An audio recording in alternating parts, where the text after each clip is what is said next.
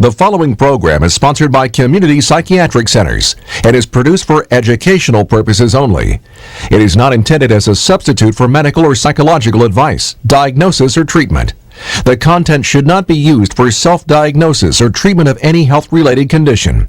As always, seek the advice of your healthcare provider with any questions regarding a medical or mental health condition.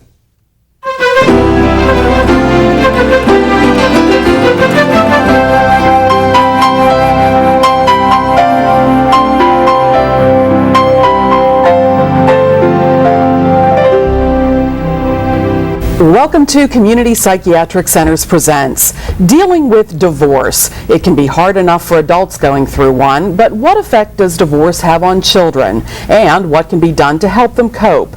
For answers, let's meet our experts. Dr. John Carasso is Clinical Director of Community Psychiatric Centers. He's a clinical licensed child psychologist and a certified school psychologist.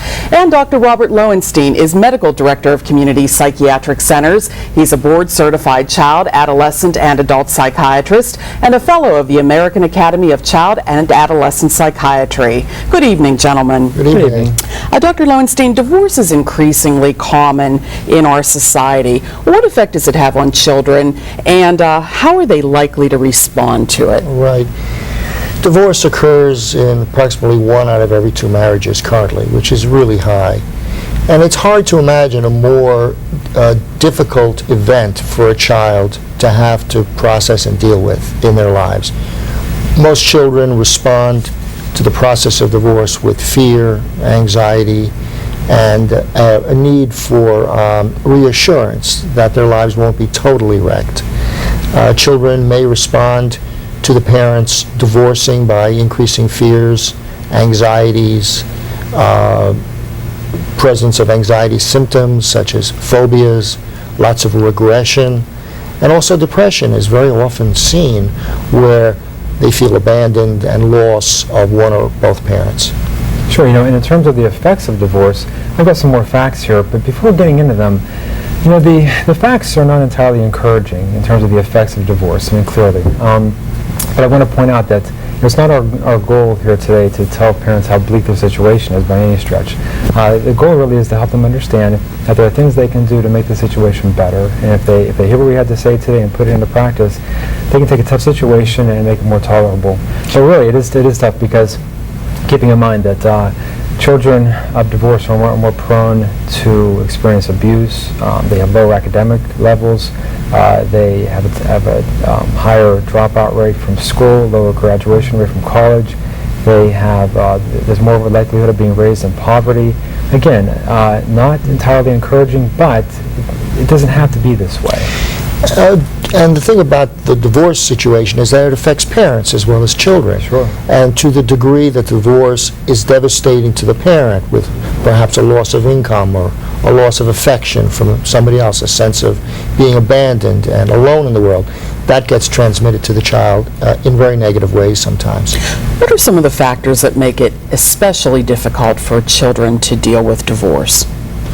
Well, the most difficult thing is parents who put the child in the middle between themselves in a divorce struggle or a battle for the affection of the child. And this is extremely poor when the child is faced with this situation. The other things are a child comes to the divorce with their own pre-existing problems, sometimes conditions and diagnosis. And if they bring to the problem those pre-existing conditions, then of course those conditions are going to be worse.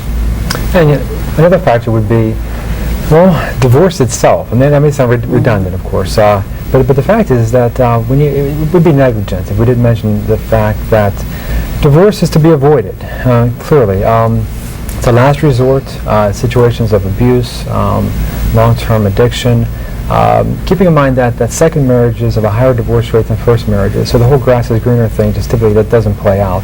Having said that, though, as Dr. Lowenstein mentioned, putting kids in the middle, especially if the conflict between the parents continues after the divorce, during drop-offs and pickups, during phone conversations, there's ongoing bickering, putting kids in the middle, using them as spies, using them as carrier of messages back and forth.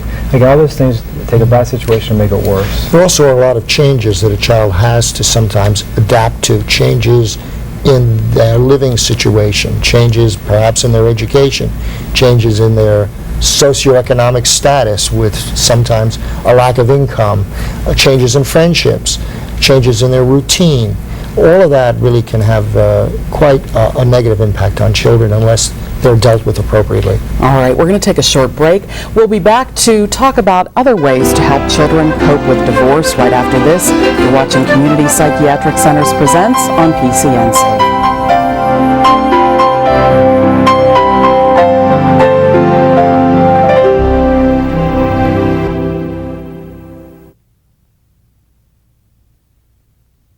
As a parent, you want your child to reach his or her full potential. For children with autism, early detection and treatment can make a world of difference in your child's life. At Community Psychiatric Centers, our autism unit is led by two highly trained and experienced mental health professionals, Dr. Robert Lowenstein and Dr. John Carasso. Their expertise in the field of autism spectrum disorders means you and your child will get individualized help you need every step of the way. Community Psychiatric Centers, connecting you, your community, your world, one family at a time. Sometimes we joke and say, hey, buckle your seatbelts, because we know that anything can happen that night. We're always trying to figure out how to get the news to you as quickly as possible. News is in motion. It is something that never stops, so we never stop. At Channel 11, there is never a slow news day. We all know the mission, and it's to bring breaking news to the audience, to bring local news to our viewers. We are there live on the spot with information that you need to know. Of course it's fast. It's Channel 11 News. It's who we are.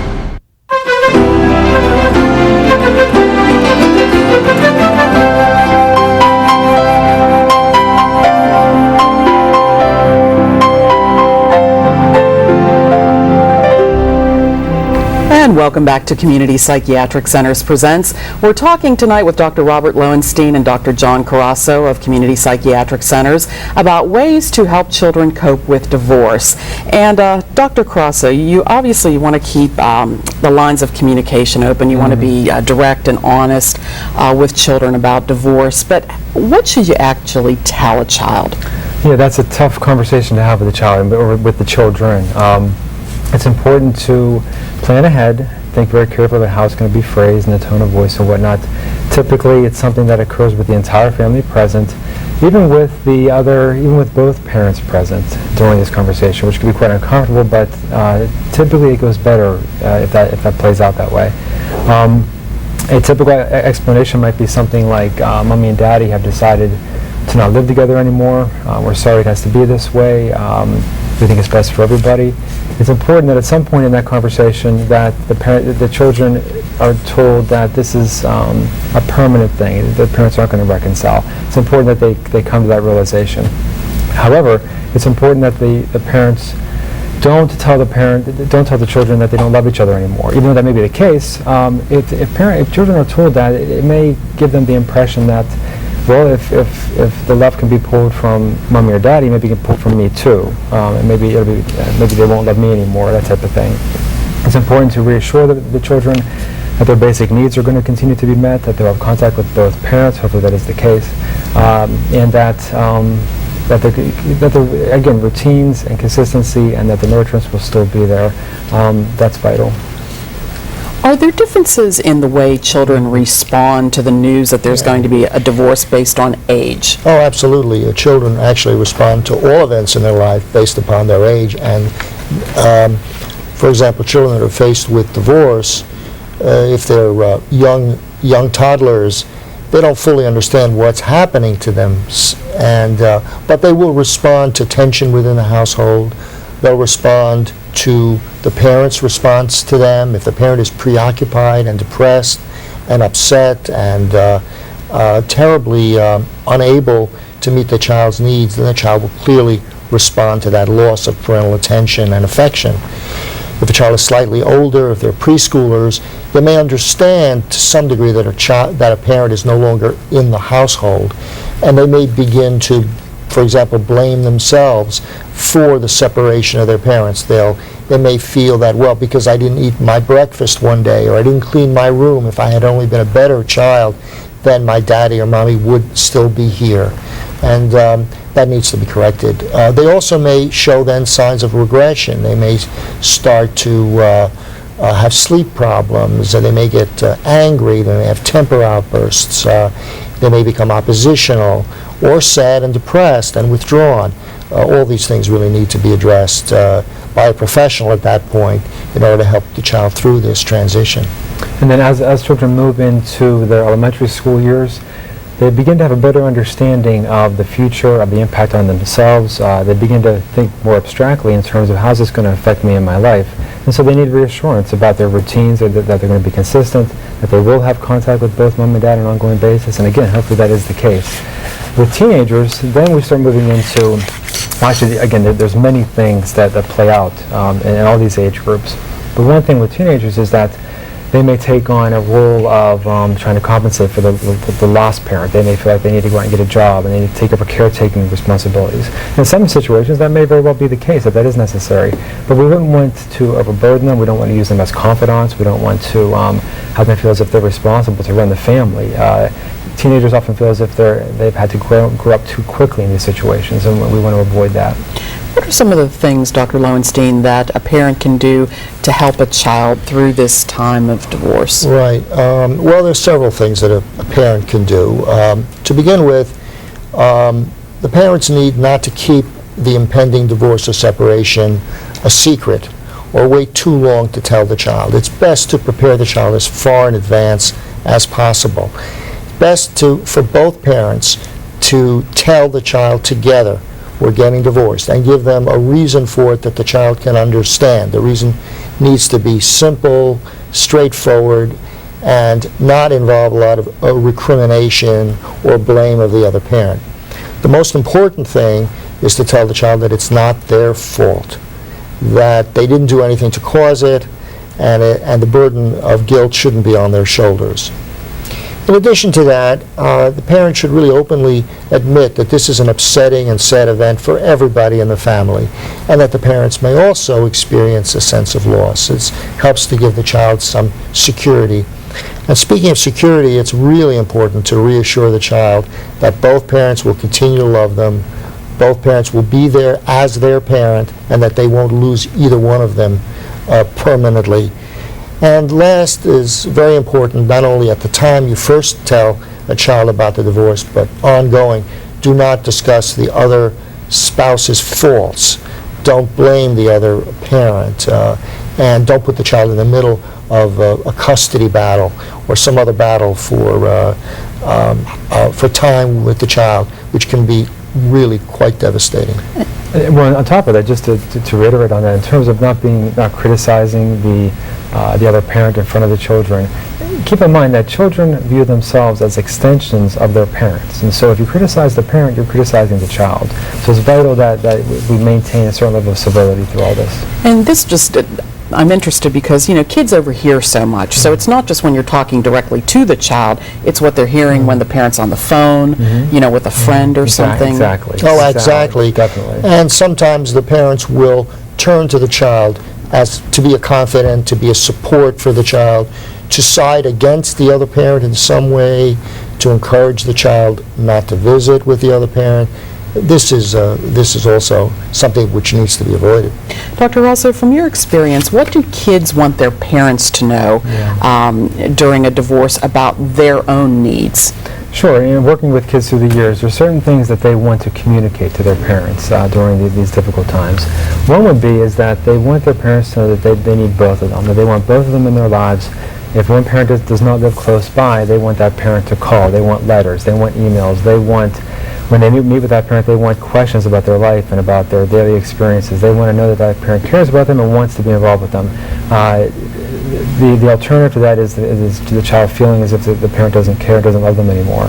They want their parents to get along. They don't want that bickering and nonsense that goes on during pickups and during phone calls and whatnot. They want their parents to keep their promises. If the parent says they're going to be there at a certain date, at a certain time, they want to see them there. They want each parent to encourage their involvement, the child's involvement with the other parent. They don't want that to be begrudged or somehow interfered with. They don't want to be spies. They don't want to be messengers. And again, they want their parents to get along. What about custody arrangements? There are so many different ways that custody can be shared, or it could be the parent or the mother or the father. Are some arrangements just better than others? Well, yes, there are some better arrangements. For example, the best arrangement is to try to keep the life of the child the same as much as possible. The child's in a particular school or school district where they have friends as well in the neighborhood. It's best to keep the child or children in those same situations rather than having to uproot them to another school or another place to live. There are some custody arrangements that are 50-50 arrangements, which are not always the best, because it's very difficult for a child to go from one home to another in the middle of the week, or even to have to change schools or something. It gets very sticky. There are some custody arrangements in which the child of the same sex stays with the parent of the same sex, and these have shown to be probably better than if the child stays with a child of the opposite sex. Not always, obviously, there are exceptions to the rule, but a boy that's brought up by a father seems to do just as well, if not better, than a child brought up alone by a mother. Depends upon the child, of course, and each situation is different in that regard. There are other custody arrangements in which the child only sees the parent very infrequently, and this is not good. As much contact on a daily basis with the child by each parent is the best. The best is to have both parents live close by, where the child can go between each home on an informal basis. That's clearly the best. What should parents be thinking about? Inevitably, the time is going to come when, after the divorce, they're starting to date. What are some of the things that they should really be cognizant of when they're starting to date? I would say, well, first off, to wait.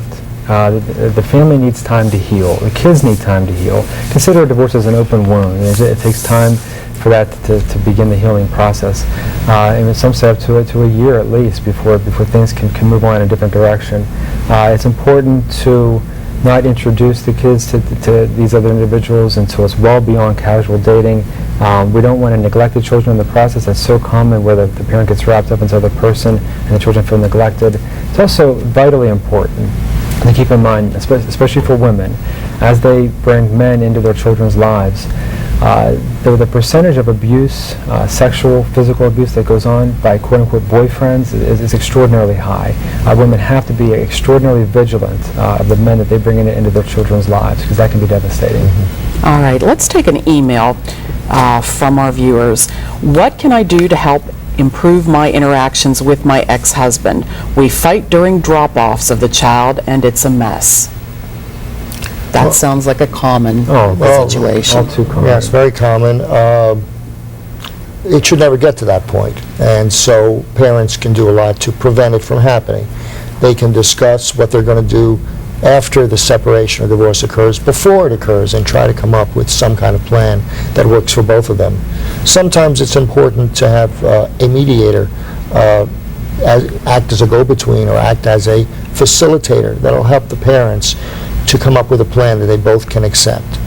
And if there's open communication between the parents in some way, shape, or form, then things seem to go better. And keep in mind, the email says, we fight during drop-offs. So keep in mind, it takes two to argue. A person has a very hard time arguing by themselves. And so again, just don't go there. Don't get involved in that nonsense. All right, we're going to take a short break. We'll be back to take more of your emails right after this. You're watching Community Psychiatric Centers Presents on PCNC.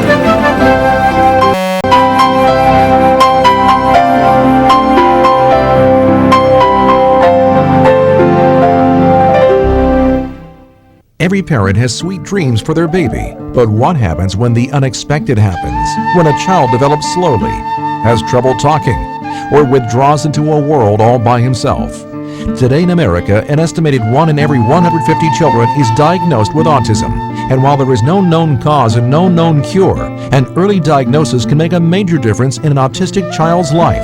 At Community Psychiatric Centers, Dr. John Carasso and Dr. Robert Lowenstein have more than 50 combined years of experience diagnosing and treating many thousands of children and adolescents with autism spectrum disorders.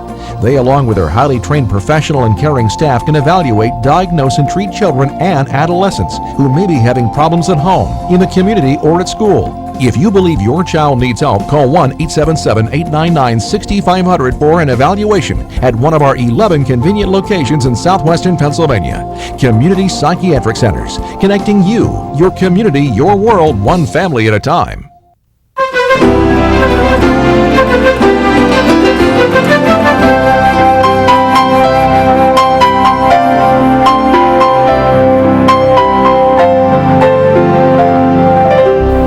Welcome back to Community Psychiatric Centers Presents. We're talking about ways to help children cope with divorce. And I want to go back to that email that we had just before the break. We were talking about interactions with the ex-husband or ex-wife, the fights that often happen. Do you see a lot of cases where parents are really trying to keep their ex-spouse away from the kids, and what kind of problems does that create?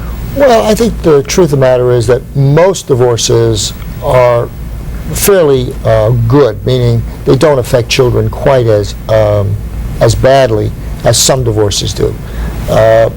Most parents are able to divorce in a way that doesn't affect the child too poorly, although I think every divorce affects a child in a negative way. There are some, however, where the parents are extremely hostile to each other, very destructive to the relationship the child has with the other parent, and carry the child into custody battles and struggles between the two parents to a degree which is pathological.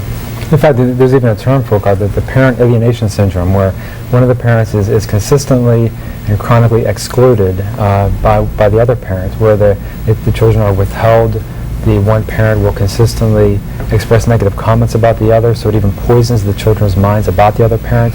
And so finally, ultimately, not uncommonly, the parent then tends to drop out and just stop even pursuing visitation with the children, which is devastating for everybody involved. And again, dealing with these situations is very difficult, because usually we're dealing with people who are not entirely rational, they're not thinking clearly. And court involvement can help sometimes, family therapy sessions can help at times, but it's not an easy situation. It's very difficult. Yeah. A hostile aggressive parenting is another name for this, and it's really considered a form of child abuse, in which a child is drawn into the battle against the other parent and is convinced that unless you love me unconditionally and are the enemy of the other child, then there's the fear that I'm going to withdraw as a parent my love from you. And the child buys into it sometimes and themselves begins to reject the other parent and hate the other parent for reasons that are unclear.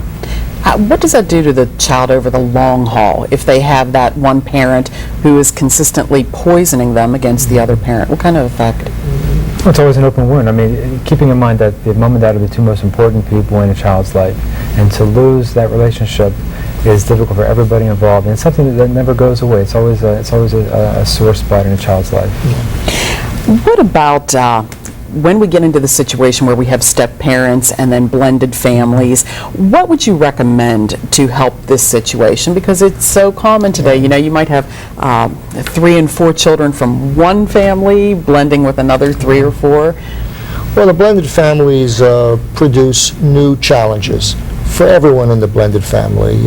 There may be situations where the step parent tries to assume the role of the biological parent too soon, tries to set limits and controls on the children, tries to establish too close a rapport with the child before the child is ready to accept them in place of their other parent. So the best thing to do in these situations is to listen to the children, follow their lead, go slowly, establish a relationship with them before you try to control their lives. Is the timing different in every situation? I mean, when you say go slower, is it really depend on the child, and do you really have to be watching the cues that they give you? Sure, it depends upon their age, and it depends upon where they came from.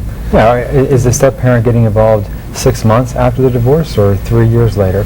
Also, Dr. Lucy's points are very well taken, and keeping in mind that step parents need to go into this process with the expectation that there's going to be a lot of biting of their tongues, a lot of deep breaths.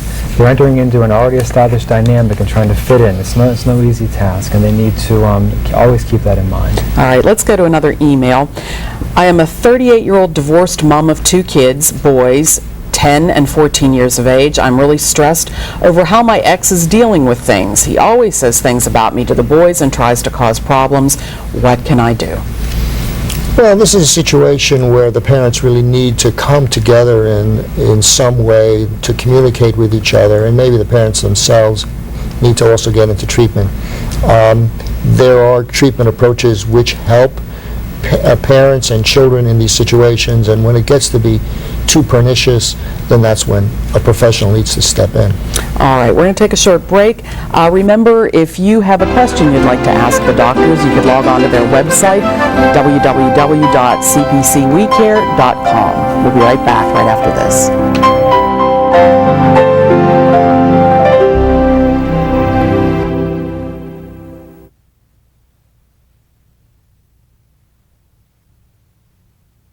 As a parent, you want what's best for your child, and that can mean asking for help if your child has problems at home, in the community, or at school. At community psychiatric centers, our highly trained professional staff offers mental health diagnosis, treatment, and therapy to your child in their natural environment, at home, at school, in the community, or at one of our 11 southwestern Pennsylvania locations. One phone call can change a life. Community Psychiatric Centers, connecting you, your community, your world, one family at a time. The morning news doesn't begin at 5 a.m. It begins as soon as the 11 o'clock news ends. Viewers want to say, what is new this morning as I'm getting up? Overnight news. When people are about to head to work or to school, they need to be able to turn that TV on and know what's happening in news, what's happening in traffic, what's happening in weather. Local news. No matter when you tune in, we're going to be able to update you on what's happening at that moment. Channel 11 morning news from 5 to 7 a.m.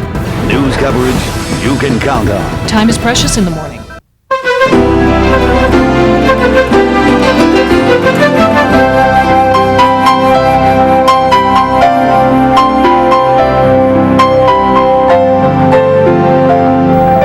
Welcome back to Community Psychiatric Centers Presents. A few final questions for our doctors. Now, let's go right into therapy approaches. What are some of the common therapy approaches that you would use at CPC to help children and families going through divorce? Well, primarily the best treatment approaches are counseling of the children and the adults, as well as the family counseling approaches, which can bring the whole family together to try to review the kinds of issues that we just discussed. Children that have particular problems with anxiety or depression that raise to the level of being a disorder, of course, then can be treated with medications or with individual counseling, which is very effective. And keep in mind that it's not uncommon in these situations where there's conflict and chaos going on, that the children will respond with behavioral problems, especially in teenage years. And in those situations, an in-home type of service can be helpful. Wraparound services where a therapist can come to the home to help calm things down and work with the family, do family therapy as well as individual sessions, can be very, very helpful in that respect too. All right. Doctors, as always, thank you for being with us, and thank you for watching. Remember, if you have any questions for the doctors, log on to cpcwecare.com. Thanks for being with us. We'll see you next week.